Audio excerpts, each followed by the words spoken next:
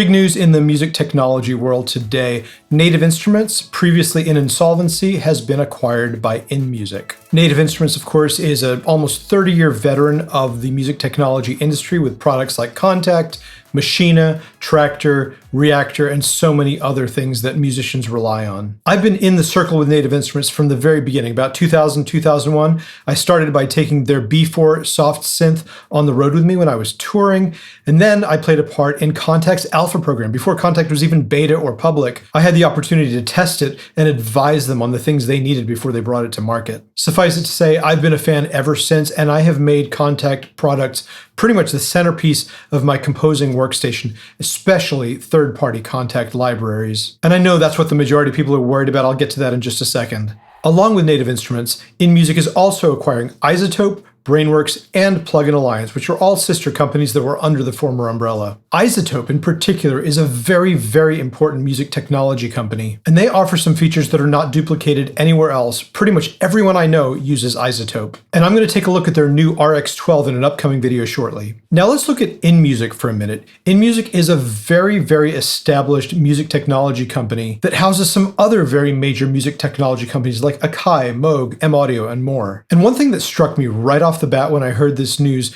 was, especially with Akai and M-Audio, those were two companies that were not doing particularly well before their acquisition. And InMusic seems to have the DNA to be able to understand the company and help them back to health, which is exactly what we hope they'll be able to do with Native Instruments and iZotope. The CEO of InMusic says, "Native Instruments represents everything we look for in a partner: exceptional products, a deeply engaged community, and a clear point of view on what musicians want." Then he goes on to say, "Every brand in the InMusic family was built by people who love music, and every decision we make is guided by what musicians want." Now, I know, that's just very carefully worded marketing speak that's been written by dozens of people at once who all had to approve of it. But in this case, I reasonably believe it, because this is what InMusic has done for their other brands. Native Instruments and its sister companies don't provide direct competition to InMusic's existing brands. So my gut reaction is that this is more of a complementary relationship rather than a competitive one.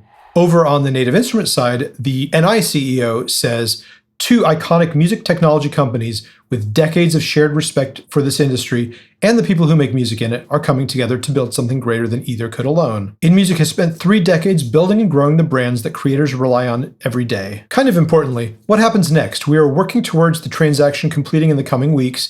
Between now and then, the business continues to operate normally, and we will share more about the integration as we have it. I also really appreciate this. This is the fresh start we've been working towards. 30 years of building tools for creators, and now a new chapter with a strong partner who has spent just as long dedicated to this industry. Again, with the asterisk that this is very marketing speak, I tend to believe the sentiment behind it, because this acquisition does really seem like it'll be great for both parties, and it does seem more settled than some other acquisitions I've seen in this space recently. I know the number one concern that most Native Instruments users have is that all of those serial numbers that we've been buying for 20 plus years for third-party Kontakt libraries and other Native Instruments products, that access to them could be lost. And let me tell you why I really don't think that's a concern at all. Kontakt has an absolutely massive customer base. I'm pretty sure it's well into the millions. And Kontakt itself is a monopoly. It is by far the most dominant soft synth in the industry. Native Instruments relies on it, and so do dozens and dozens of third-party partners. Where there are multiple businesses involved and millions of users, there will be a future. So overall, I am cautious but very optimistic about this merger. I've also spoken to some of my colleagues on the inside of some of these businesses who've pretty much confirmed, yep, it's business as usual. We've got a roadmap and we're going to continue to develop it. So while InMusic will have the right to change paths over time and reorganize as needed, sometimes a bit of a shakeup is a good thing. I really hope it will be in this case. Thank you for watching. I'll see you on the next one.